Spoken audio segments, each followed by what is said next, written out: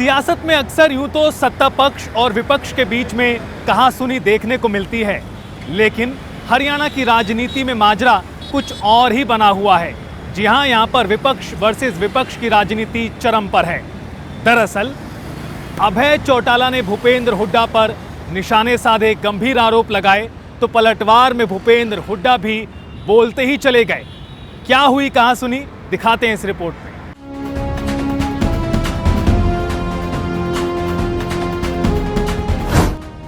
विपक्षी नेताओं में जबरदस्त कहासुनी। ये षड्यंत्र के तहत उड़ान ये सरकार बना दी। क्या किया ये बताएंगे कि महम बैसी गांव में कौन वर्दी किसकी पहन के गया था? सूबे की सियासत में विपक्ष वर्सेस विपक्ष। दोनों बाप बेटे बौखला गए। सरकार थी, किसान वायदा किया था ना मीटर होगा ना मीटर रीडर होगा, और बाद में गोलियों से भुना गया। रोहतक कोई इनकी जागीर नहीं है। महम में क्या कांड किया था? 25 सितंबर को पूर्व उप प्रधानमंत्री ताऊ देवीलाल की जयंती के मौके पर इनेलो ने रोहतक में अपनी ताकत दिखाई, लेकिन इस शक्ति प्रदर्शन के लिए जिस जगह को इनेलो ने चुना उसने माहौल में गर्मी बहुत बढ़ा दी। इतनी सियासी तपिश कि जो पहले देखने को नहीं मिली। बात हो रही है सत्ता के गढ़ रहे रोहतक की, जहां से आता है हुड्डा परिवार, और हुड्डा परिवार को पिछले कई महीनों से अभय चौटाला और उनकी पार्टी इनेलो ने जमकर कोसा है। कार्यक्रम के निमंत्रण के लिए प्रदेश भर में अभय चौटाला ने दौरे किए, लेकिन तभी से उन्होंने भूपेंद्र हुड्डा को अपने निशाने पर ले लिया। कभी बीजेपी की मदद का आरोप तो कभी कांग्रेस को कमजोर करने का आरोप। इनेलो नेताओं की जुबान पर ये शब्द लगातार सुनाई दिए। रैली से पहले भी ऐसा ही हुआ।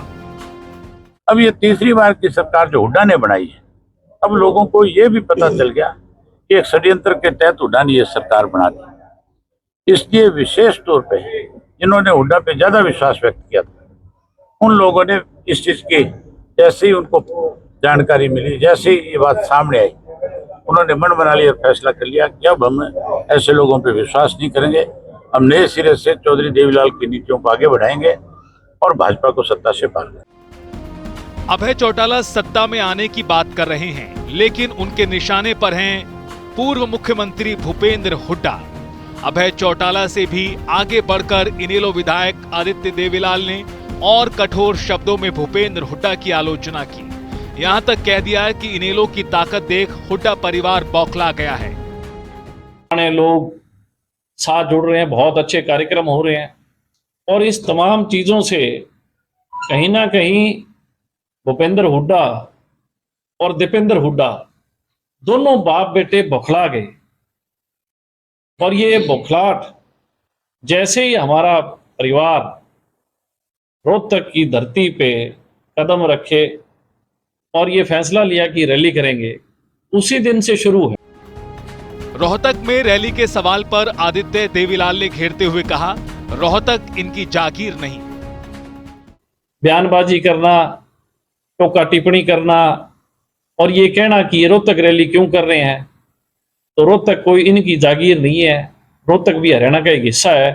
चौधरी देवीलाल ने रोहतक से हिंदुस्तान की राजनीति को पलटने का काम किया था, पूरे देश के विपक्ष को इकट्ठा करके और इस कांग्रेस को हटाने का काम किया था।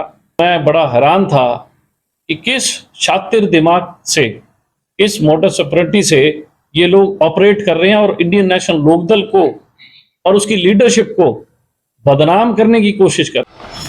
भूपेंद्र हुड्डा ने भी दिया करारा जवाब। तो सुना आपने किस तरह अभय चौटाला और आदित्य देवीलाल ने पूर्व मुख्यमंत्री को अपने निशाने पर लिया। अब बारी जवाब देने की भूपेंद्र हुड्डा की थी, तो उन्होंने भी इनेलो पर पलटवार करने में कोई कोर कसर नहीं छोड़ी। इनेलो का आरोप गंभीर था तो हुड्डा का निशाना भी बड़ा दिखा। हुड्डा ने सवाल उठाना शुरू किए तो 3 दशक पुरानी बातें भी दोबारा याद दिला दी। देखिए, व्यक्तिगत में बात कहता नहीं, लेकिन एक पार्टी को हेड कर रहे हो। पार्टी जब कोई रैली करती है तो अपनी अचीवमेंट बताते हैं। तो ये क्या रोहतक में ये बताने आएंगे क्या कि जब उनकी सरकार थी, किसान वायदा किया था ना मीटर होगा ना मीटर रीडर होगा, और बाद में गोलियों से भुना गया किसान को। किसान जो कोऑपरेटिव बैंक का कर्जा लेता था उसको मतलब जीप देख के खेत छोड़ के भागता था। क्या ये बताने आएंगे? क्या ये बताने आएंगे महम में क्या कांड किया था?